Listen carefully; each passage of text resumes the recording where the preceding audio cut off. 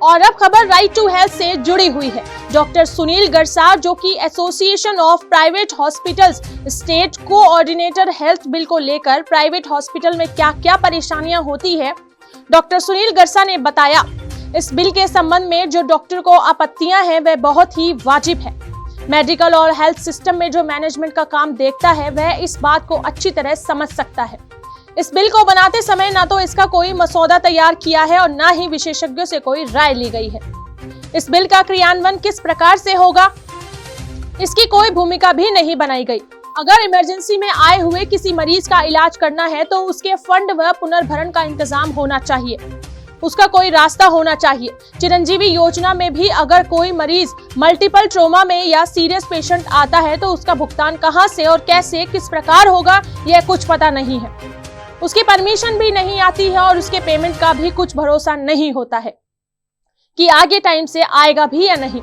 एक प्रश्न के उत्तर में उन्होंने कहा कि इमरजेंसी में किए गए इलाज को निश्चित किया गया है और इसमें इमरजेंसी की भी कोई परिभाषा नहीं बताई गई। किस तरह के आदमी को गरीब माना जाए और इस बिल में जो डिस्ट्रिक्ट हेल्थ अथॉरिटी के नाम से बनाई गई है, इसको आप कोर्ट में भी चैलेंज नहीं कर सकते। आईपीसी में इस तरह की अथॉरिटी बनाने का कोई प्रावधान नहीं है, लेकिन इन लोगों ने बना दी है और इससे प्राइवेट हॉस्पिटल का कोई भी डॉक्टर नहीं है।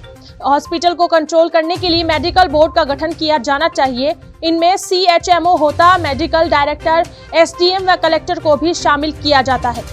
इस प्रकार कंट्रोल करने के बहुत सारे तरीके हैं। अब इन सब बातों को हटाकर एक नया तरीका ही बना दिया जिसको कोर्ट में भी चैलेंज नहीं किया जा सकता। ऐसा लगता है जैसे डॉक्टर को सजा दी जा रही है। इमरजेंसी भी हम डिसाइड करेंगे कौन गरीब है, यह हम डिसाइड नहीं करेंगे और इसका इलाज आपको करना पड़ेगा।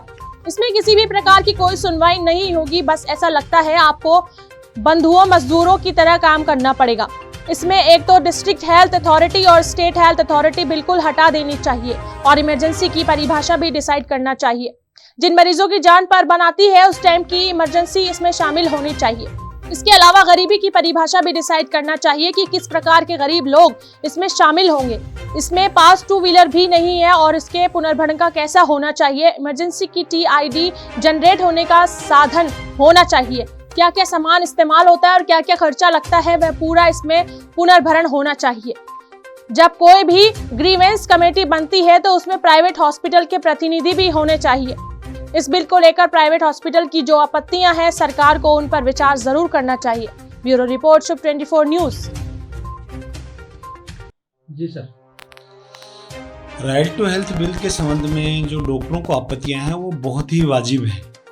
डॉक्टर ही नहीं, अगर कोई मेडिकल और हेल्थ सिस्टम में मैनेजमेंट का काम भी देखता है तो वो इस चीज़ को बहुत अच्छी भली भांति समझ सकता है कि ये जो बिल बनाया गया है ये सिर्फ जो 32 पेज टाइप की है इतना ही काम किया है। ना कोई स्पेशलिस्ट से राय ली गई है, ना इसमें कोई जो है मसौदा तैयार किया गया है कि ये जो काम है जो हम डिसाइड कर रहे हैं ये कैसे होगा। जिसका जो होमवर्क है ग्राउंड रियलिटी में कुछ भी नहीं किया गया। इसमें बहुत बड़ी चीज़ है कि एक इमरजेंसी में पेशेंट आता है, उसका अगर इलाज करना है तो उसका प्रॉपर पुनर्भरण का रास्ता डिसाइड होना चाहिए। अब ये कहा जा रहा है कि पुनर्भरण किया जाएगा लेकिन उसका रास्ता होना चाहिए, क्योंकि पहले से भी चिरंजीवी में भी जो अगर मल्टीपल ट्रोमा या सीरियस पेशेंट आता है तो उसका पेमेंट का कहाँ से कैसे आएगा जो कुछ पता नहीं है। उसका परमिशन भी नहीं आती है, आगे वो पूरी डिलीवरी भी नहीं होती है कि पेमेंट उसका टाइम से आ जाए। इसमें किस तरह की परेशानी है? देखो, इस तरह में इसमें परेशानी ये है कि एक तो इमरजेंसी इलाज का जो पुनर्भरण है वो पूरा डिसाइडेड नहीं है, वो निश्चित नहीं किया कि किस तरह से होगा। दूसरा ये कि इमरजेंसी की भी इसमें परिभाषा नहीं है कि इमरजेंसी क्या चीज़ इमरजेंसी है, किस तरह के आदमी को गरीब माना जाए। और उसके अलावा इसमें एक नई अथॉरिटी और बना दी है, district health authority, state health authority, जिसको आप कोर्ट में भी चैलेंज नहीं कर सकते। मतलब ये आईपीसी के अंदर ऐसा कोई प्रावधान नहीं है कि ऐसी बन सकती है, लेकिन उन्होंने बना दी है। और उसके अंदर कोई डॉक्टर नहीं है, प्राइवेट हॉस्पिटल का कोई डॉक्टर नहीं है। डॉक्टरों के अंदर ऊपर पहले से ही बहुत सारे लाइसेंस हैं, 54 लाइसेंसेस का लोड आता है हॉस्पिटल चलाने के लिए।